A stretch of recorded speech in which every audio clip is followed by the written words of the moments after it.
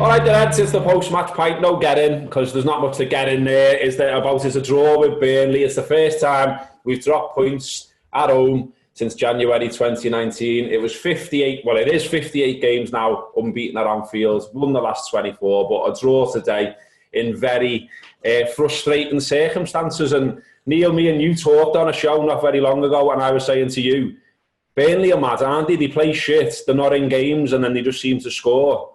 And here they were playing shit, not in the game, and they scored.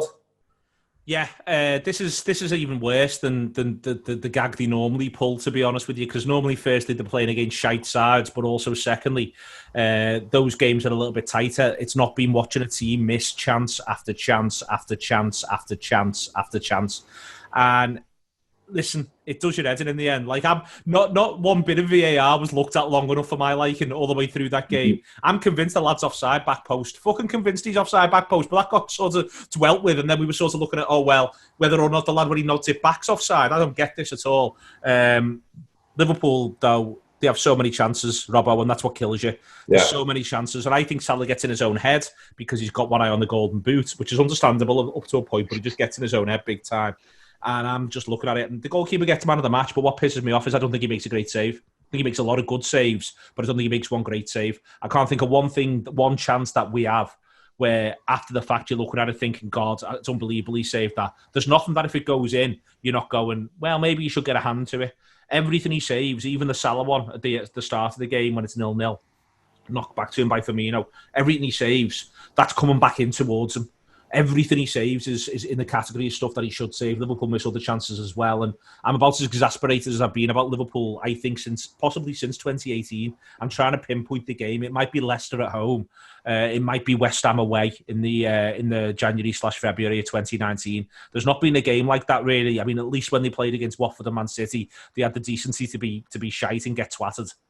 I mean, John, we can do, and we will do, won't we, over time? We'll do all the context stuff, but, this is immediately post-match, and, I think it's perfectly normal to be pissed off that we just absolutely battered aside 70% possession, 23 shots, and somehow we've only drawn with them. And, what's annoying as well, I mean, I've turned the telly off, I've shut down social media, but even before I got a chance to do that, I was already seeing loads of people saying, oh, brilliant by Burnley, X, Y, Z, and all that. And I'm like, brilliant by Burnley, you fucking twatted them.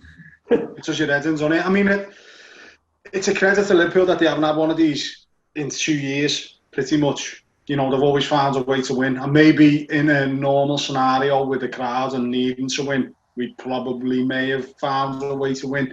But it doesn't, I mean, you shouldn't be bothered. We've won the league. This is an effect and an elongated pre-season.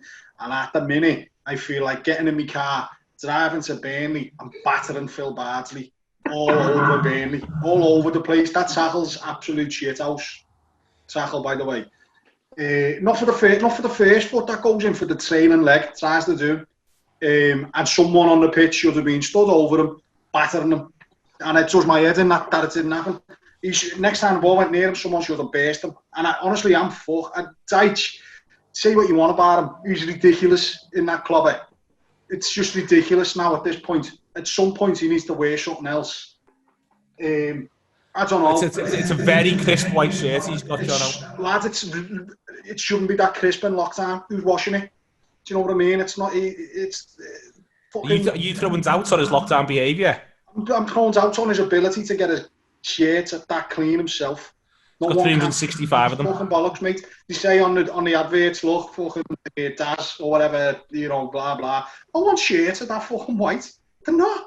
It's bollocks. That's not even white. That's a different colour altogether. I don't know what. I don't know. Do you reckon his shirts might have put Mo Salah off? Do you reckon that's one of the reasons? Well, it's just like he's slightly blind and his retina's not quite right. Do you know what I mean? It's like that them new lights now on the Annie Road when they put them in. Yeah. Them weird lights, and all you could do is look at them. It makes sense to me now. When someone's behind you in a car and they've got the full beam on, and you're like, you've got your full beam on, but you keep looking at it. You're like, stop looking at it, I can't see. But you can't finish in those circumstances, can you? I mean, talking of washing, Jay's somewhere in North Liverpool washing his towels at a laundrette. So goes on him there. Um,